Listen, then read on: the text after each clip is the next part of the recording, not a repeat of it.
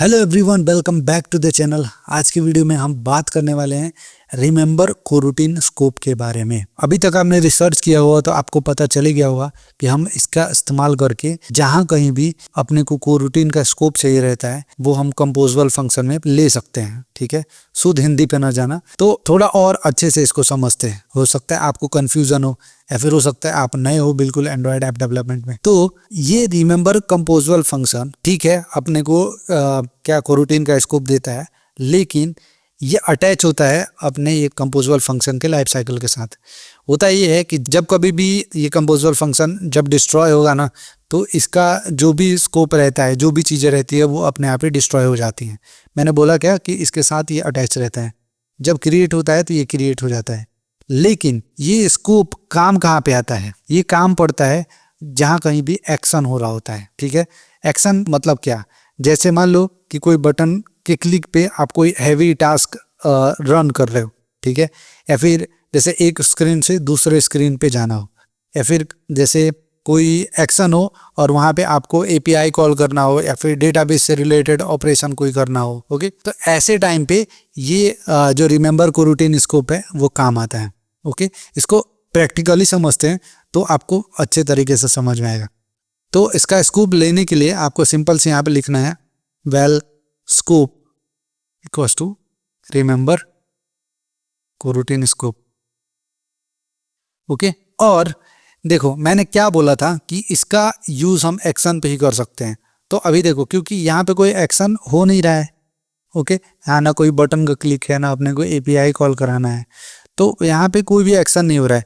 तो अगर मान लो कि हम यहाँ पे स्कोप डॉट लॉन्च करते हैं, मतलब एक हमने कोरूटीन लॉन्च किया ना, तो ये देखो क्या बोल रहा है अपने को, call to launch should happen inside a launch effect and not composition. इतना इंग्लिश आपको नहीं समझना है एक्चुअली, आप इतना समझ लो कि इसको एक्शन के अंदर ही कॉल कर सकते हैं।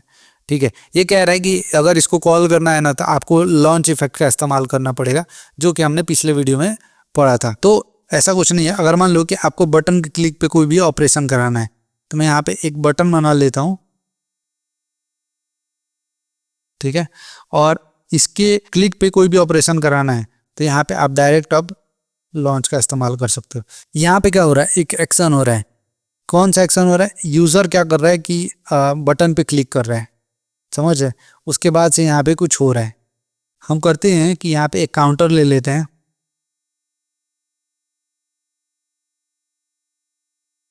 जिसका बाय डिफॉल्ट वैल्यू क्या है, 0 है।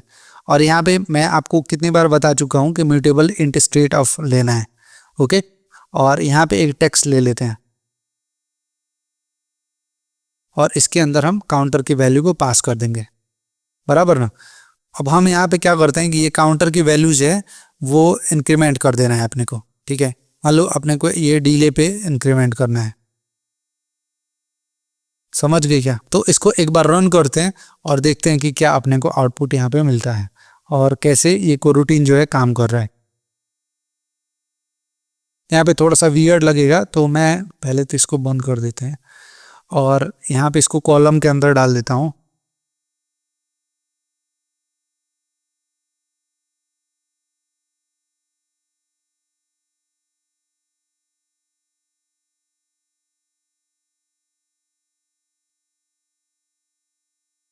तो ये बेसिक सा यूआई मैंने यहाँ पे डिजाइन कर लिया है। इसको एक बार रन करते हैं।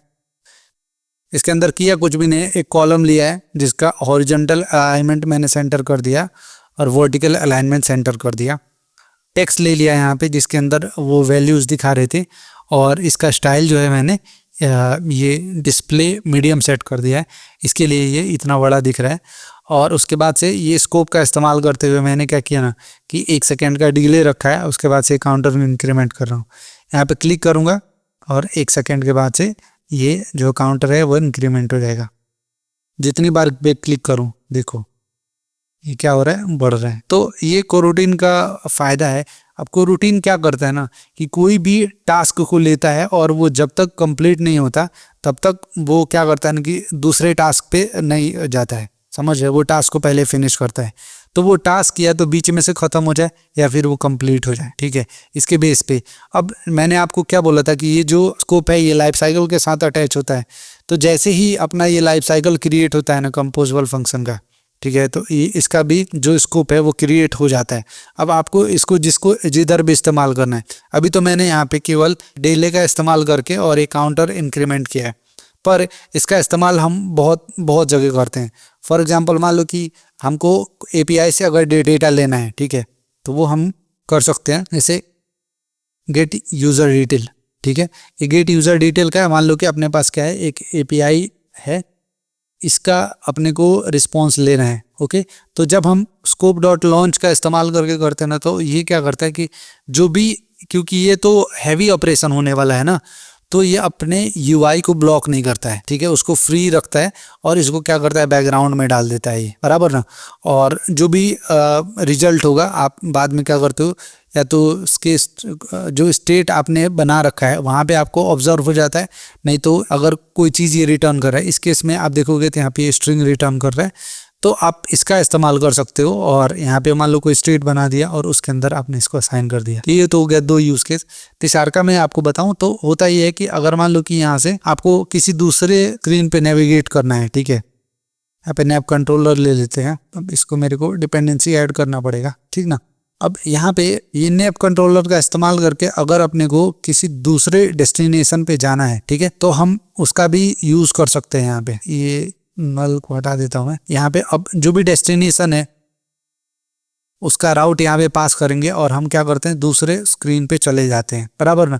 अब को स्कोप के अंदर क्यों डालना है, स्कोप के अंदर इसके लिए क्या पता कि यहाँ पे जाते ही कुछ ऑपरेशन हो रहा है या फिर ये स्क्रीन से कोई ऑपरेशन डिटैच या फिर कुछ भी हो रहा हो, तो उसके साथ हम चाहते हैं कि उसका जो कुछ भी हो रहा हो ना, उसका इफेक्ट अपने ये नेविगेशन पे ना पड़े, वो स्मूथली दूसरे स्क्रीन पे नेविगेट कर जाए, समझ रहे। तो उस केस के लिए हम क्या करते हैं, यहाँ पे स्कोप का इस्तेमाल करते हैं। 3 यूज केस मैंने बता दिया आपको। अब एक और मैं आपको बताता हूँ। जैसे मान लो कि ये पेज पे कुछ एनिमेशन हो रहा होता और वो एनिमेशन काफी टफ होता, जैसे मान लो कि कुछ बबल्स आ रहे होते, इधर से कुछ भी हो रहा होता, तो इस केस में क्या होता है ना कि अपने यूआई थ्रेड पे ना बहुत ज्यादा लोड पड़ रहा होता है, तो वो लोड को साइड में करके अपने को कोई अगर ऑपरेशन कराना है, ठीक है, तो हम उस केस में भी यहाँ पे स्कोप का इस्तेमाल कर रहे होते हैं। ठीक है, ऐसे ही हम क्या करते हैं, लॉन्च करते हैं, लॉन्च करने के बाद से उसके अंदर जो भी ऑपरेशन अपने को कराना है वो हम करा देते हैं, समझ गए ना।